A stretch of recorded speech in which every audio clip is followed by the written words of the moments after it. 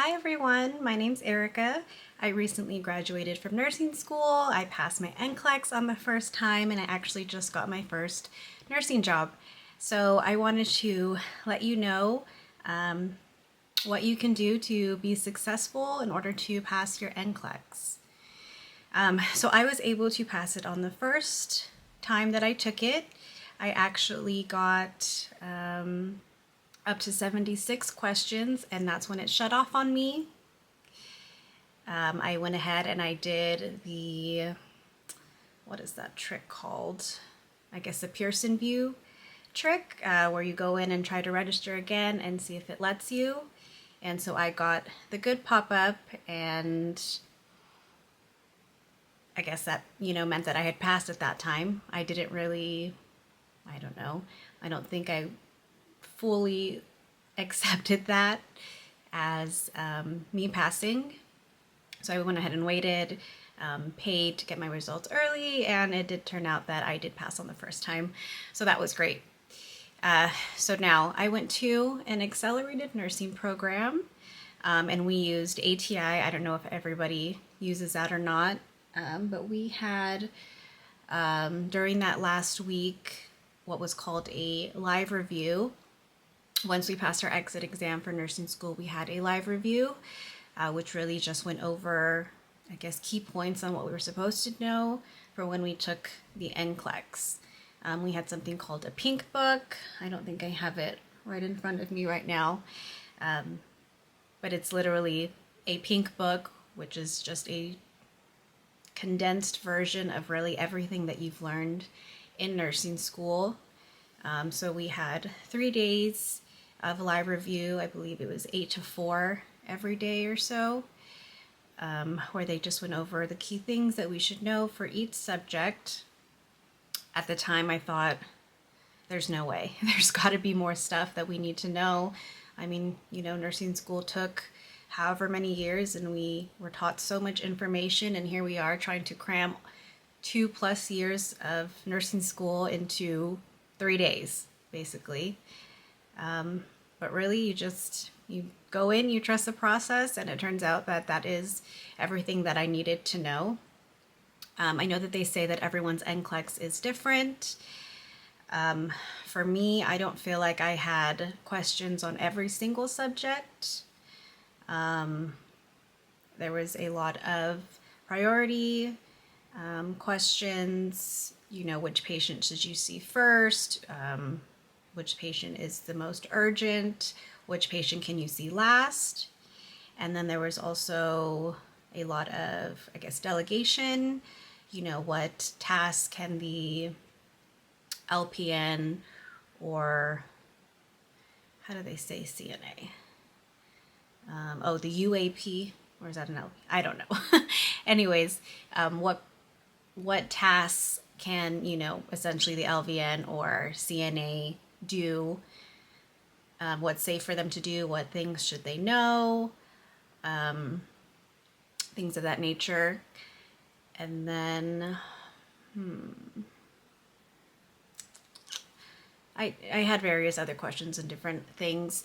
I had a good amount of select all that apply questions, and which they taught us during our live review that if you're getting a lot of those, it means that you're doing good.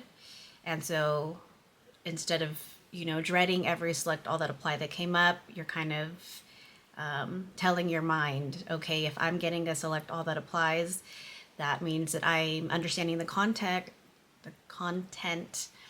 and they're giving me harder questions, which is great. And so there were times where I felt that I knew the material, and I would, do the select all that apply. And right after that one, I felt really good, and I would, click next, and I would get another one. And so that just confirmed for me that I was, on the right track. So how did I study? So like I said, I did the live review, which was the 3 days. Our school had us also do a lot of questions within ATI or VATI, which is virtual ATI. We had board vitals, so just a lot of practice questions. We were doing, thousands thousands every single week. And, during that time, I thought, how is this helping me? But really, it does help you. It gets you into that test taking mindset. And you realize that you do understand the material and you did, retain a lot throughout your nursing career. Aside from that, once I completed all of my ATI, we had a program called Green Light. And, once, if you completed all of that, the school would, basically pay for your NCLEX, and they would give you money at the end if you, pass the NCLEX on the first try. So I was doing all of those questions. I completed that. Once I completed that, I was hearing a lot about the Mark K lectures. So I started listening to all of those really within that last week, and I continued up until I took my NCLEX.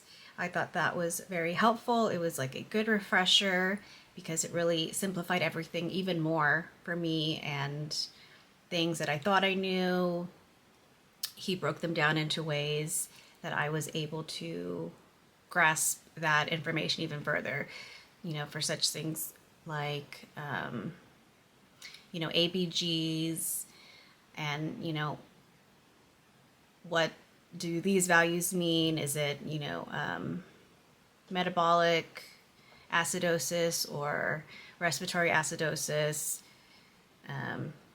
Or is it alkalosis for either one? So watching his videos really did help me.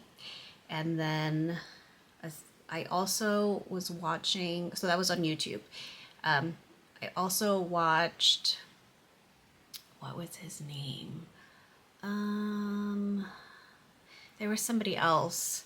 I'll have to maybe write it in the description bar. I cannot think of his name. But he also gave you tips on how to prioritize patients, how to prioritize the certain illnesses or diseases or the symptoms that they're having, what is urgent and what is not urgent. I didn't want to say that the NCLEX tries to trick you, because I felt going through it, it was very straightforward. I knew what I was being asked, and if I didn't know exactly what I was being asked, I was given the advice before that if, the question just seems totally out of the blue and just like, what is this? We never even learned this information.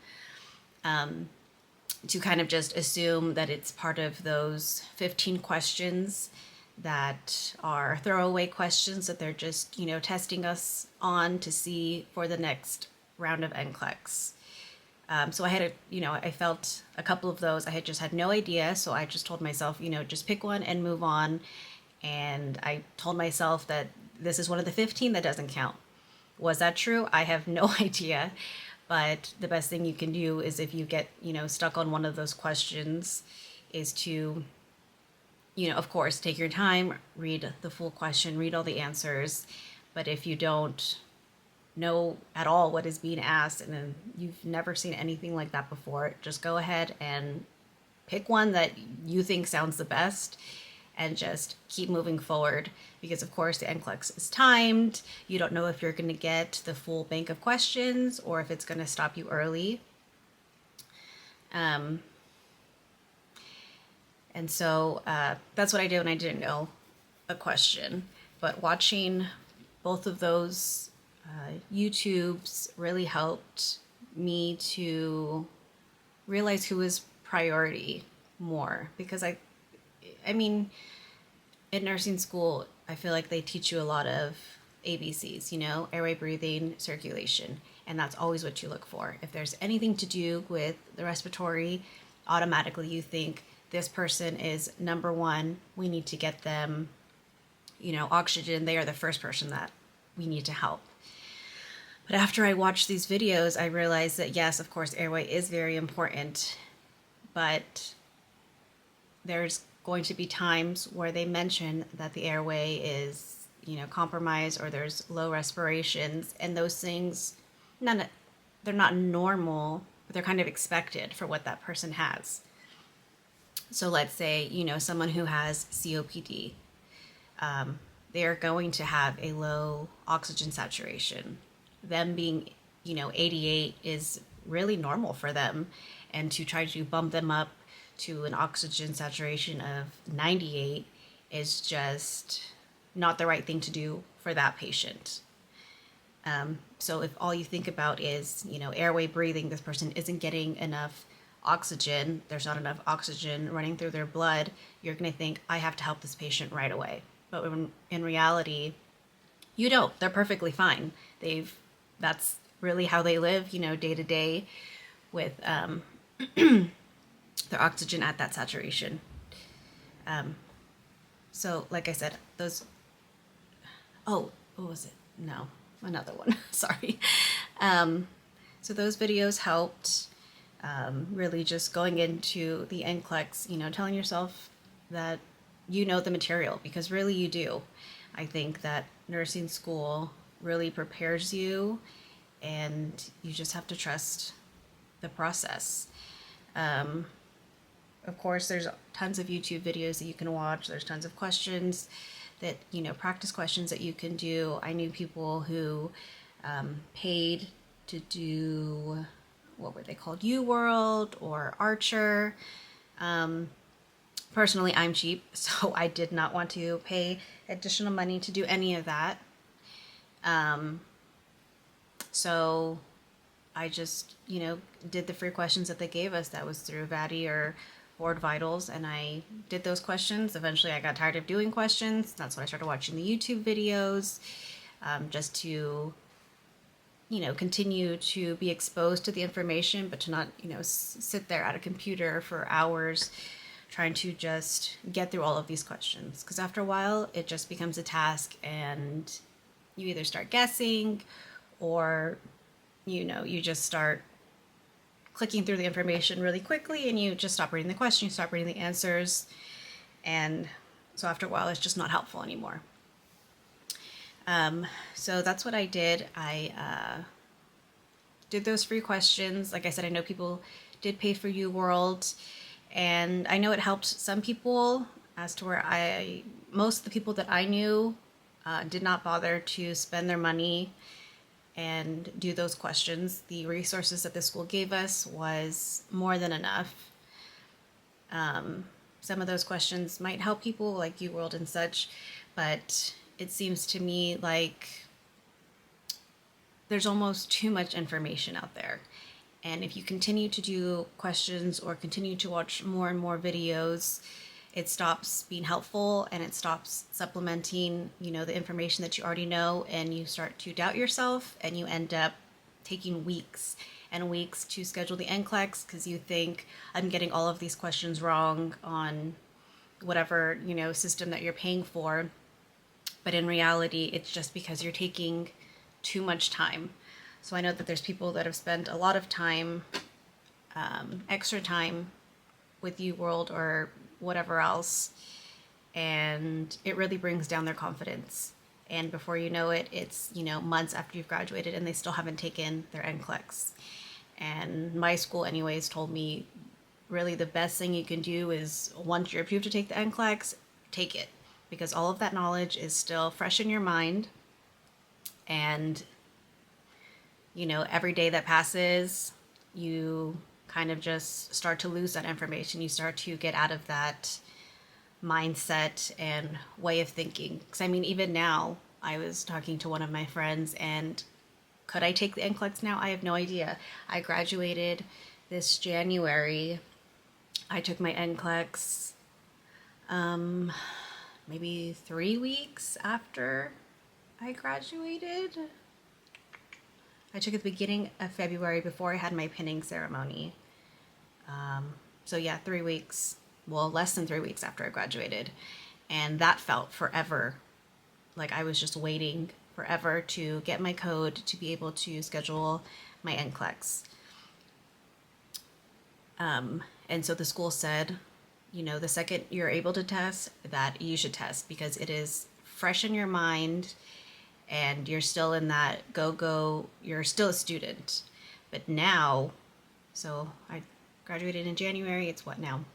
Middle of March, and I don't I don't know if I could, take it again and still have it shut off at 76 questions. I feel like maybe it's just because I've taken it already, that maybe I just sort of data dumped it all. And now I'm just back to being a normal person and, waiting for my job to start. So I'm not thinking about anything to do with nursing at this point. Of course, once I get back into it, that'll be something different. But if I had just waited and I continued to do questions, I would have just been so burnt out.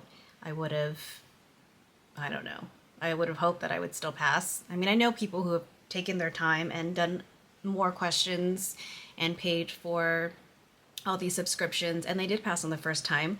So luckily it did work out for them. But there's, plenty of people who have waited a long time to test and they didn't get it on the first try. And now with the next gen coming out this coming month in April, I don't know, it's going to be totally different. I've taken practice questions that were similar to that, and it seems exhausting, honestly. So I guess my biggest takeaway with passing the NCLEX on the first try is, go into it confident. Tell yourself that, you're going to pass, that you know the material, because you do know the material. You've spent so much time being exposed to the information that you know what you're being tested on. You know what they're asking. You just need to take your time, read every question, read every answer, go back again and read the question. And once you pick an answer, hit next and move on. Don't think about the question that you were just doing. Just think about the question that's in front of you. I know a lot of people said don't look at what number you're on. And I tried that. I think I looked up twice. I looked up once and I was only at like 40 questions and I thought, oh my God, I feel like I've been sitting here forever. And then I looked up again and I was at 60 questions and I was like, okay, don't look anymore, because of course I'm hoping for it to just shut off at 75 and that would make me feel good. And so luckily, once I got to 75, I had no idea that I was at 75 because I just told myself, just, keep going. Don't try to see if you're at 75 and it's shut off. And at 76, it shut off. And I honestly thought, oh my God, what did I do? What did I press? I messed up. How did I exit out somehow? It didn't even cross my mind that, oh, it shut off because, they're done asking me questions. I was like, oh no, I need to call somebody over to help me. So don't look at the questions, or don't look at what number you're on. They give you like a scratch paper, I guess you could say. It's like a dry erase paper for any of the med math questions that you have. But honestly, I think the biggest thing to focus on is, delegation and priority questions. I think those were the biggest ones for me. Of course, focus on like your weak spots. If you're not good at farm, take some extra time studying on that. I didn't have a ton of farm questions, thank goodness, because I'm really not that amazing at farm. I know, like, I guess the ones that everyone knows. Oh, and that's another thing. Mark K's lectures, that's what he would say, which made me feel good. He would say that you don't need to know everything. You just need to know what everybody else knows. And so that kind of ties into those questions that you're like, what in the world is this? Because really, the NCLEX is testing you to make sure that you kind of know the bare minimum. You need to know the bare minimum that every nurse should know, moving forward before they get out into the field. There are certain things that it is not necessarily common knowledge, but should be common knowledge for a nurse. So you just need to know that. If 10 other people know that, then you should definitely know that. But there's going to be questions that are really hard and maybe one other person knows it. And so don't stress too much on those questions, because you don't necessarily need to know those. It would of course be nice, and I'm sure the test would shut off earlier, but you only need to know what everyone else knows. So take that as you will. And I think that that also really helped me, because I would see a question and I thought, there's no way that someone else knows this. And if they do, they're the rare few that actually do know that question or that answer. And so I would, pick whatever I thought was the best answer for that, and I would move on. Because yeah, you can't get stuck on every single question. So I made it to 76 and it shut off. That was great. I know other people who have, done the full test bank and they thought they failed and they didn't. So you never really know. But if there's any questions that you have, go ahead and ask away. I just wanted to start this in order to help other people along, their journey. As I stated, I got my first nursing job, which was a NICU, which is the job that it's really my dream job. And if you want me to do a video on how I got that and the steps that I took, go ahead and let me know and I'll make a video on that as well. But like I said, if you have any questions, go ahead and leave them down in the comments and I will get back to you. Thank you all for watching, and I will see you in the next video I make. Bye!